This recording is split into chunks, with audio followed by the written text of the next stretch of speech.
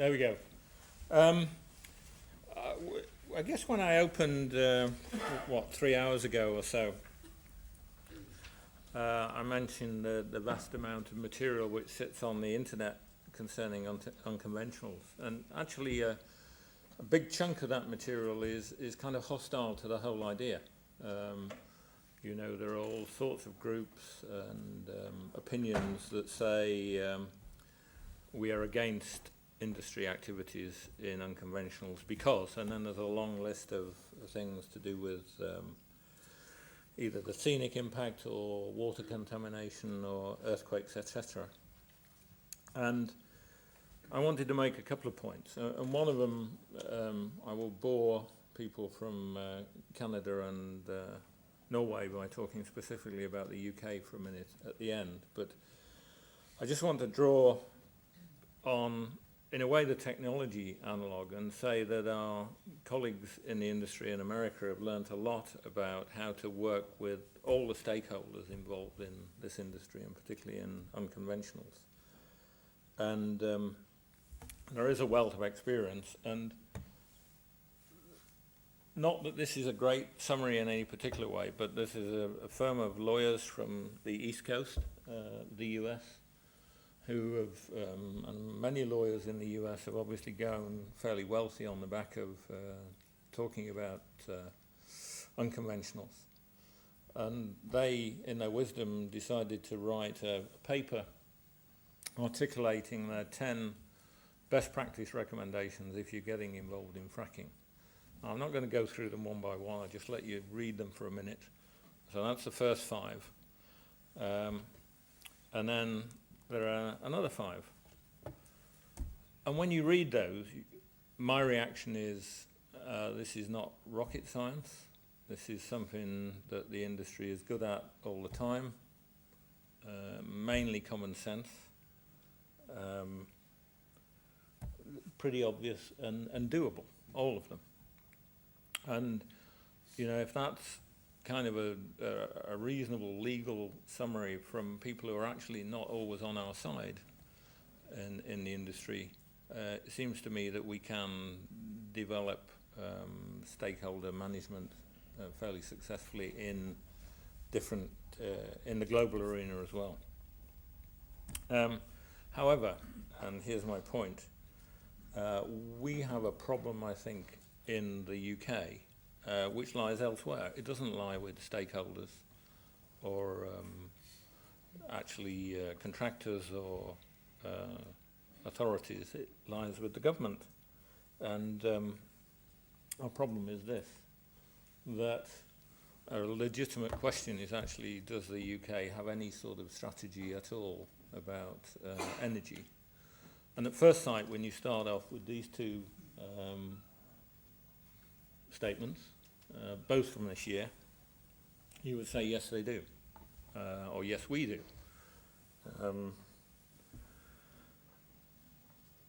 There seems to be a statement that we will have a balanced energy strategy, nuclear, gas, different sources of gas, clean coal, and so on. And then George Osborne has said gas is cheap, and hey, we're going to go for it and develop a long-term gas strategy based on, and if you read the details, based on the dwindling North Sea gas base, on major imports and on shale gas, which is great and should give comfort to anybody who's thinking about shale gas developments in the UK. I leave Europe out of this. In my humble experience, and again having read a lot, expecting a coherent view from the EU is expecting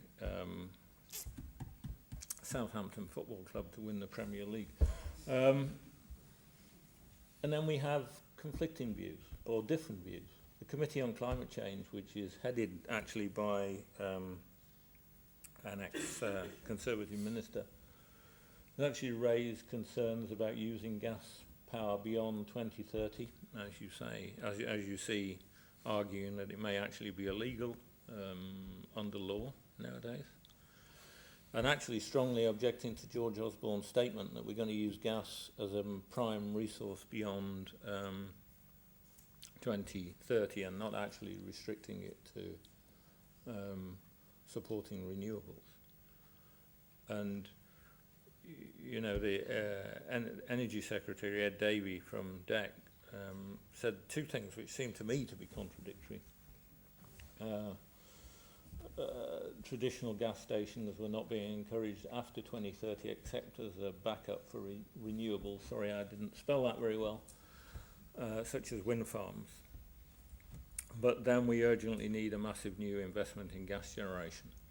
And you know, it's very interesting because what that does is deal in politics and not in the timescales of our industry, where you know, 30 years is 2030 is the day after tomorrow, literally.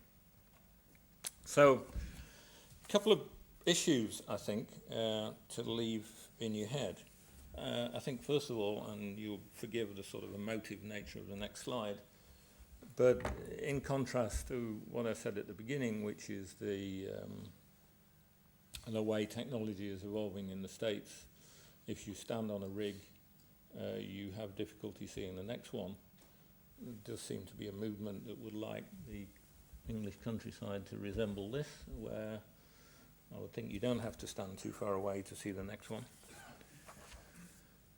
And so the situation we have is actually, I mean, there are huge arguments, a huge range of estimates of what the resource available from unconventional oil and gas is. You probably picked some of that up today. Very, very large range. Very large range. But nonetheless, there is a huge global resource. And the question is it going to be a 30-year resource or a 100-year resource? I'll continue to say we have the technology. As Manas carefully pointed out, there are things that need developing. Lots of incremental improvement needed. Lots of dropping of F&D costs needed, actually, driven by technology. And I would maintain that we can all learn to work with stakeholders, whether they're landowners, other resource owners, whatever. But to conclude, it seems like in the UK we don't have a coherent strategy, and I wonder whether there are actually any hands on deck.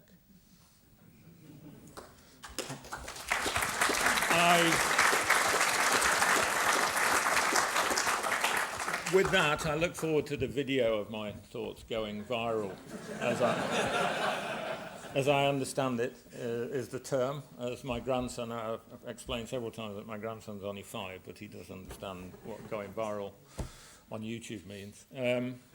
So the next thing I'm going to do, apart from thanking all the speakers for presenting and our sponsors for supporting us, and of course you for showing up, I have to draw the raffle prize. I have all the raffle tickets in here.